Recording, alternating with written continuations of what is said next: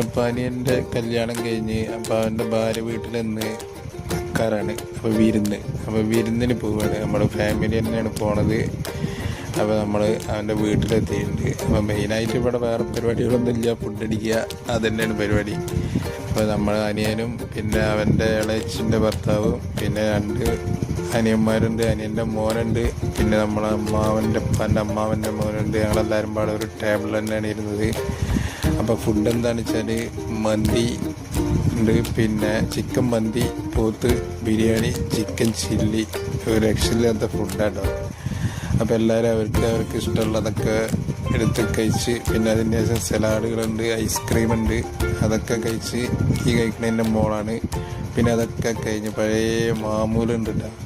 മാമൂല് അതായത് ഈ കോഴിമുട്ട പുഴുങ്ങിയതും പാലും. പക്ഷെ ഇതിവിടെ ഓർട്ടിക്സാണ്.